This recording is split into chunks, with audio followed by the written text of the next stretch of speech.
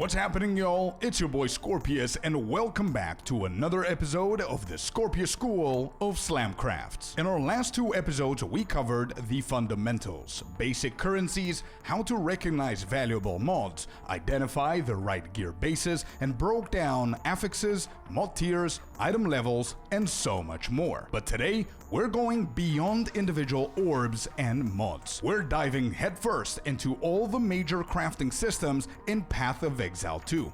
Essences, catalysts, recombinators, reforging, and everything in between. You learn what they do, when to use them, and how to maximize your outcomes without wasting your resources. Joining me once again is none other than Tom, crafting addict, tool developer, and the genius behind the PoE2 Essence Calculator. As always, if you're enjoying the series, make sure that you like the video and subscribe to the channel so you don't miss a single episode. This is episode 3, All Crafting Systems Explained. Welcome to the Scorpius School of Slamcrafts. Hello and welcome back to the series, Tom. How are you, man? I'm doing fine. How are you? I'm excellent, dude. It's so good to be back. I said in the last episode I wanted you on another one, and here we are. Here we are. Yeah, I'm glad to be back. Yeah, so today we're going to talk about some crafting systems and currencies and stuff like that. And before we dive into each one of them, could you explain what exactly do we mean with a crafting system? Yeah, for simplicity, let's just say we'll go over everything that enables you to influence or improve like any of your items in detail. Some of these crafting systems that we like to call them are not necessarily systems, but they're currencies. But let's just put everything into one umbrella and just call everything crafting systems. How many of these do we currently have? So we're next to the basic currency, we're gonna talk about 7 of them, I believe. For instance, Reforging, the Fracturing Orbs, the Recombinator, the Catalysts, Essences, Distilled Emotions, and Omens. Let's just break down each one separately, and we're going to start with one of the easiest to understand, I believe, which is what you call the Reforging Bench, which is in front of me right now. What is it, Tom? How do we use it, and what do we use it for? So the Reforging Bench allows you to recombinate 3 items into a different one, basically. Depending on what you put in there, the outcome differs a bit. But first of all, you can unlock it by beating the quest that leads you to the Molten Vault in Act 3. And you said you put 3 items in there and you reforge them into a new item. So the 3 items that you put in there are going to be completely destroyed. Exactly. So basically you can do this with items, you could do it with gear, and you could do it with like endgame maps, for example, waystones and a lot of other stuff, right? Yeah, exactly. Okay. So first you wanted to try the breach rings here. We've got 3 breach rings. Do they need to be breach rings? Can I use one breach, one something else, and then a third base, or do they need to be the same base? No, they need to be the exact same base. What's also worth mentioning is that if they're of a different item level, the outcome will always be the lowest item level. So here we have 2 82s and 1 level 80. So the outcome will always be level 80. Okay, So, that is really good information. So here's another question. What happens if I put 2 rare breach rings and 1 magic? then it can turn either magic or rare, as far as I know. Okay, but if it's 3 rare, it's only going to turn rare.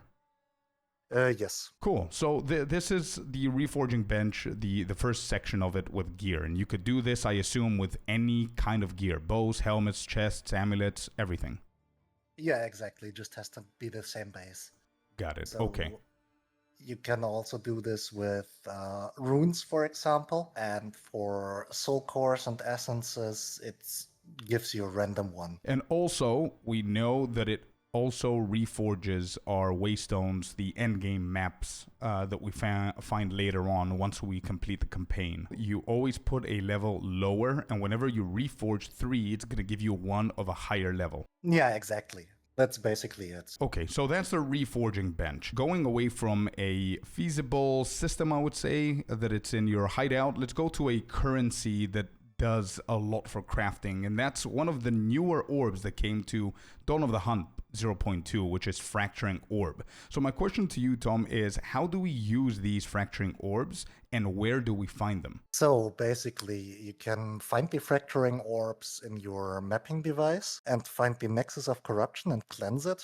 Then the entire area will be cleansed of corruption, and then you will see the fractured icon above it.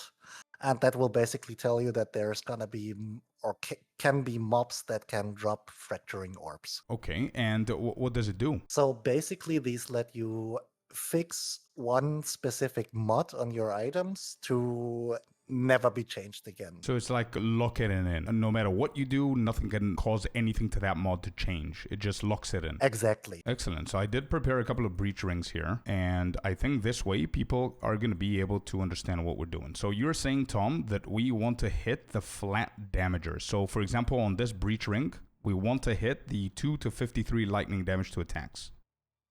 Exactly. And that's going to lock the mod in place, right? That's going to lock the mod in place. So basically nothing can change the mod again. So neither chaos orbs nor corruption or anything. And what we're doing here is we're trying to use them on items with 4 mods because the desired modifier we want to fracture is already there. And that makes it a 1 and 4 to hit it. So if we had 6 mods on these, it would be less. It would be harder 1 for and sure. 6. Yeah. So ideally, if you do this, you want to do it on items with 4 mods. So I guess the right way of doing the order of crafting would be you hit it with things like augmentation, transmutation, regal, and then 1 exalted, which that's going to bring it to 4 mods. And if you have a required mod that you need, let's say you've got a perfect T1 of something you're looking for, like lightning damage to attacks, for example, that's when you want to fracture it. Exactly. So I'm going to start hitting these, okay? All right. Let's see what we get. Let's hope for the flat damage. All right, here we go. 3, 2, 1. And nope, that was a failure. So in this case, what would you do? I would probably put it aside because it's a brick. It can still be salvaged though, so we can keep this for later. Okay, excellent. I'm going to put it down here. So I'm just going to hit all of them, and then we're going to review the results. We didn't actually hit that many. We only got 2 breach rings out of all of them with the result that we wanted with Fracturing Orb, which is these 2. Everything else here, these 3 are not that bad. We hit all the resistances. But I spared this one right here because, Tom, previously you said the Fracturing Orb is going to lock it into place, and I want us to showcase what that means, that whenever a modifier is completely locked in place from Fracturing Orb, that means nothing can influence it, right? Yeah, exactly. Okay. So if you hit it with a couple of nulls, for example, you'll see that that mod will just persist, like whatever you do. So annulment orb, for anybody who doesn't know, removes a random modifier from an item, and in this case we have 4, but one of them is locked in place from the Fracturing Orb, and what Tom is saying is that if we hit that, it's never going to hit the one that it's locked into place, right? Exactly. Okay, so let's begin. 1, it removed the mana, I think that was mana. 2, removed the lightning. 3, removed the fire, and now the locked one is the only one in there, and we cannot remove that. So there it is. So now, Tom, we got the 2 rings that we want. We've got 3 of them right here. And before, apart from deleting everything and showing the strength and the power of Fracturing Orb, you also mentioned something about salvaging things that didn't go your way, which are all of these 9 breach rings here. How would we do that? So we have several tools at our disposal here. Okay. The first one would actually be the Reforging Bench as well, which we already talked about. And the second approach to salvaging them would be actually to use the Recombinator. Okay, so the Recombinator, which is our crafting system number 3 of today. So, Tom, how do we unlock this system and what do we use it for? So you can basically unlock it by reaching endgame and running your first map that contains an expedition. Once you finish that expedition, the Recombinator along with the NPCs will appear in your hideout. So basically it lets you drag a couple items in the left and right slots, and then you can select mods of these items that you want recombined. You need artifacts to complete this transaction, and then you can hit on recombine and it will either destroy both items or recombine the exact mods you selected into a new item. And that new item will only have these two mods you selected. And depending on what kind of base you're trying to recombine, Okay. it will want a different type of artifact from you. Okay. So I guess the chance of success goes based on the tier. So the higher the tier that you select, the lower the chance of success. Am I correct with this? You're almost correct. Okay. As far as I know, it's actually the rarity of the mod. The mods have weightings, and as far as I know, it's related to the weighting. And the lower the weighting, the lower the percent chance, because that mod is rarer. Okay, so the higher the weight of a mod, the more chance of it appearing. The lower the weight, the less chance of it appearing. Exactly. Yeah, so if I select two mods with low weight, obviously my chance of success is much lower. Exactly.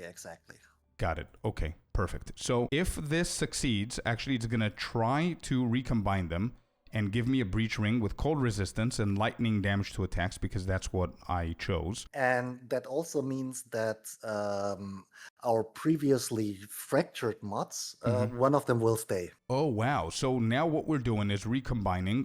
We have the chance of getting a new breach ring that's going to be lightning damage to attacks with cold resistance, and either the leech of physical attack damages life or the intelligence is going to prevail. Exactly. Okay, so are there any other ways apart from what we just showcased where you select different mods and you try and get something, which by the way we didn't, but is there any other ways that you can use the Recombinator for your benefit? Yeah, so basically if you have two items with the same mod fractured and that mod is desirable for you, then you can actually use the Recombinator to guarantee, well, guarantee is maybe the wrong word here, but to receive 3 tier 1 mods, for instance, or 3 desirable mods instead of just having like 1 or 2.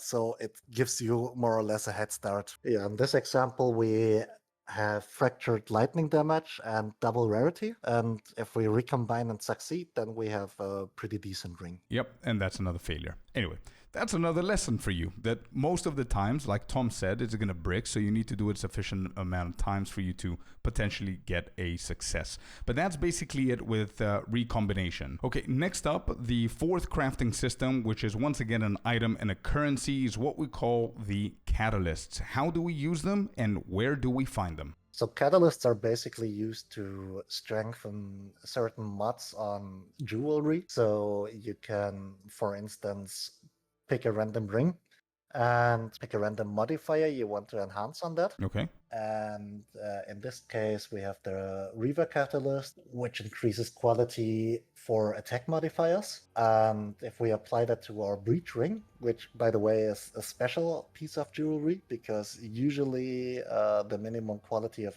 everything is 20%, but in this case it's 40%, which means you can use the catalysts to add quality for a specific stat, and you can make it double the strength that it would normally be on any other ring. Got it. So in this case, for example, the one that I'm previewing now, my own breach ring, we have 40% increased quality, and it says attack modifier on the bracket up there. This is because I used the specific Reaver Catalyst, and what it did, what you're saying, Tom, is that it increased the numbers of these 3, which are attacking mods. Yeah, so if you watch the Fractured mod, for example, here while you're holding Alt, you can see the original value, which is 70 to 25 damage. Mm-hmm. And if you just hover it, you will see the improved or the quality value, which is 23 to 35. Got it. So it is something, and it's always worth doing, especially if you're planning on corrupting these items afterwards. Mm-hmm. Because then the quality can't be changed. And for instance, if you see the Reaver Catalyst here, and you see that it has like attack modifiers, which can be kind of not clear what that actually means, then you can go to PA2DB or the Path of Exile website, and there you see what mods exactly are affected by this. Everything where it says attack, that will be influenced by the attack modifier. And basically you can find these by running breaches and going to the Twisted Domain. And there all the catalysts drop. Basically, before you beat the boss, after you finish the Twisted Domain breach, then all the catalysts drop, and you can just pick them up, or you can also buy them from Alva.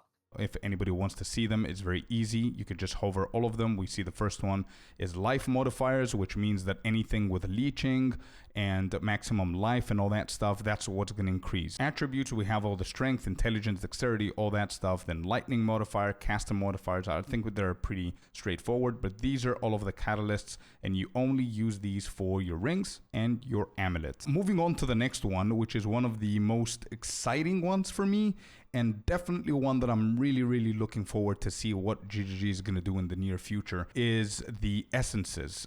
So again, the same question for you, Tom. How do we use the essences and where do we find them? So you can find essences by defeating crystallized corruption altars in your maps, or also in the campaign. These just pop up randomly, basically.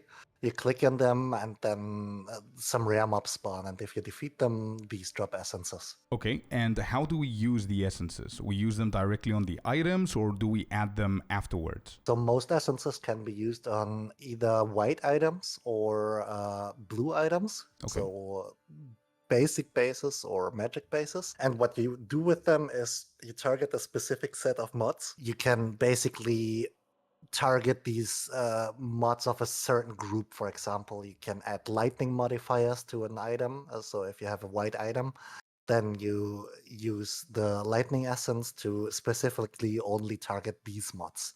That's pretty useful if you're looking for a specific craft, for example, or if you're, I don't know, for example, playing Lightning Spear Amazon and you only need gear with lightning stats on it, then you can just use the lightning essence. The same is true for the greater essences. So the white ones are actually for the lesser essences, and the greater essences are applied to magic items, upgrade them to rare items, and again with a specific targeted modifier. Okay, so what you're saying is that we have the lesser and the greater, and instead of using the common transmutation, augmentation, regal, you could do the same thing on your gear, the normal. You can start with essences. Exactly. So for example, if we grab this ring, just a random ring base white, we can choose that. So this is more directed and targeted crafting that we want here. So let's say we are playing a build that needs, for example, lightning. Like you said, we're going to try and add a lightning modifier with the essence of electricity. And it says upgrades a normal item to magic. So obviously we need to hit this on a normal item, right? But also within the lightning modifiers, what you're saying, that's what we saw in Path of Exile, the lightning modifier doesn't necessarily translate to lightning damage. It could be anything. It could be lightning resistance. It could be lightning increased lightning damage. It could be flat lightning. Anything that has to do with lightning. Yes, exactly. So it can be any arbitrary mod, but only the lightning mods. So if you're generally only looking for lightning mods, then that's the right tool for it. Okay, so we're going to hit this once, and there we got elemental resistance, because within elemental resistance, lightning is in there. And now the greater one is not going to be applied immediately, because this one goes from magic to rare, and we don't want to miss a modifier. So here we're going to add the augmentation, so we can get a second mod, right? Before we actually use the greater. Exactly. So now we add a second one, we get evasion, and now we go for another lightning modifier with a greater, which this is going to act as if it's a regal orb, but instead of the regal orb giving us something random, this one is going to target something lightning. And there you go, we got lightning damage. Perfect. Okay. I mean, this is not a particularly good ring, but no. Basically that's the gist of it. Excellent. So is there anything else that we should know about the essences? Yeah, another interesting aspect of essences is corrupted essences. So basically, these are special essences that also upgrade items, but only specific items in most cases. These are significantly more expensive than the normal greater essences as well, but they also have pretty beneficial effects. Okay, so going to another one, apart from the essences, we're closing into the end here. We've got two more systems to talk about, but one of them is the Distilled Emotions coming in from the Delirium or Delirious mechanic. So the Distilled Emotions are these right here. We're going to check out Alva as well. But how do we use these and where do we find them? So these Distilled Emotions are basically found in Delirium content. Mm-hmm. They can either drop from Delirium mirrors, Delirious maps, Mm-hmm. or also simulacrums. And they are used for two purposes. Mm-hmm. One of them is getting an additional notable from your amulet. So basically, you enchant your amulet with these. And that basically allows you to allocate different random node, or not a random one, but an arbitrary notable on your tree to your amulet, and then you just have that notable without actually pathing to it on your skill tree. And the way that you find these Distilled Emotions, if you hold on to Alt, you're going to see the names here, and it says Fear, Fear, and Envy. That's what I need so I can get the Storm Charged on my amulet, and it's very important to say that it needs to be in that order. If you put Envy, Fear, Fear, it's not going to be the same notable here. So Fear, Fear, Envy, that's how you do it. And I just want to showcase it real quick. So what you want to do is right click, at least on PC, you right click, you put the amulet in there and you do Fear, Fear, and then Envy. And it shows you right here before you click Instill. If we do it the other way around, as I said before, it's going to be something completely different. So be careful with that. Seen a lot of people doing mistakes. So as you guys can see, Alva has all of them. There's quite a lot of them. Each one does has a different pattern that gives you a different notable. But Tom, you said this is one of the ways that we can use it. What's the second way? Yeah, so basically the second way is to use them with your maps. That basically makes the maps delirious, as they call it. Mm-hmm.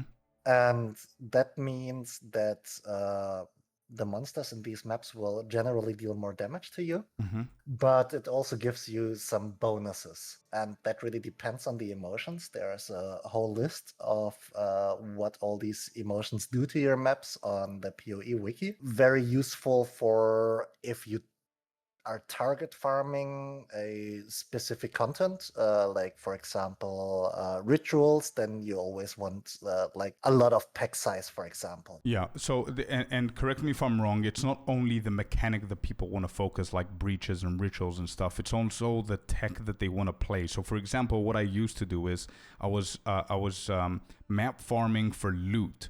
So if I was map farming for loot, I'm going to go more for rarity and quantity of items and stuff like that. So I would distill my maps with number of rare monsters, because more rare monsters, more loot.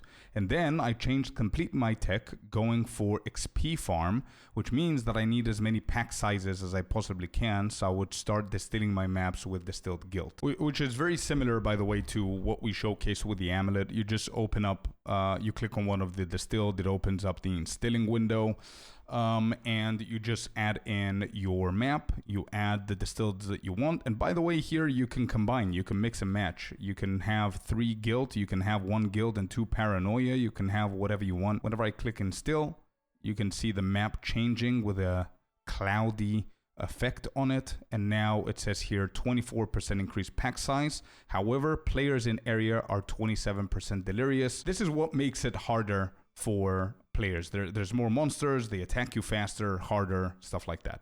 What's also worth mentioning, if you want to corrupt maps, then you have to do this before as well. So these just same thing like with amulets as well. If you corrupt them first, you can no longer instill emotions. Good point. Do we have anything else for the Distilled Emotions that we forgot about, Tom? Oh yeah, it's just one thing. You can actually 3-1 these two using the Reforging Bench. And what will happen there is if you reforge them, it will always give you the item of the next tier. Right. So Eerie is going to give us guilt. Guilt is going to give us greed, etc., etc. So it's just going to work its way across the entire row. Exactly. Last and definitely not least, we've got our omens. Omens come from the ritual mechanics and the ritual stash tab, as you can see here, and are these right here. And I know that they're very, very important. So could you just guide them through what they do? How do we use them, and where do we find them? So basically, you can find omens in ritual content. Mm-hmm. So either at the ritual tributes, the rewards, or the audience with the king. The king and the mists also drop these. And these are mostly used for crafting. There's a couple utility ones that refill your flasks when you go low HP, prevents XP loss and stuff like that. But mostly they're used for crafting. So starting with, for instance, these to the top left, Omen of Sinistral and Dextral Coronation. Sinistral and Dextral are always the indicators that these are either for suffixes or prefixes. Mm-hmm. Then you can use these. Same for the Sinister Alchemy ones. These will fill your suffixes or prefixes immediately once you use an Orb of Alchemy, and that's all there is to it. Mm-hmm. But then there's the same thing for Exalted Orbs, which is slightly more useful because you can use them more times, obviously. And then there's also omens that influence how, for example, Chaos Orbs work or Orbs of Annulment work. These basically function the same. So we got the Chaos Orb ones here.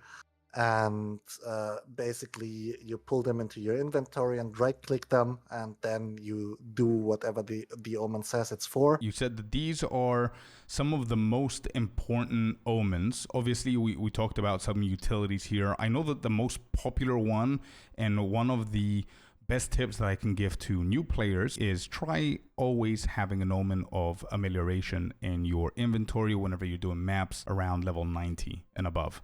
Before that, I don't think it's very significant, but all you got to do, we're going to see these in a second as well, is just have one in your inventory, right click it. You're going to have that nice little outline there, which indicates that it's active. And then if you die, it's going to prevent 75% of your XP loss. Pretty cool stuff. Exactly. So how do we use the Chaos one? So basically, you activate the omens, and then you right-click your Chaos Orb and hover it over the item you want to craft on, and then you can see that it actually highlights the mod that will be replaced with your omen.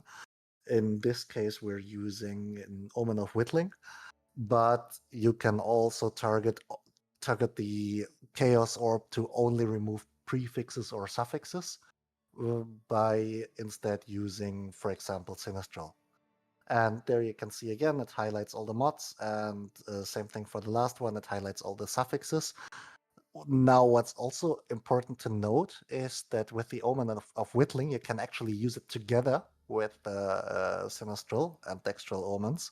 So if you activate both, you will see that it will only target the lowest prefix or only the lowest suffix mod. This can also be pretty useful if you have a suffix that's pretty low item level, because the whittling will target the mod with the lowest item level.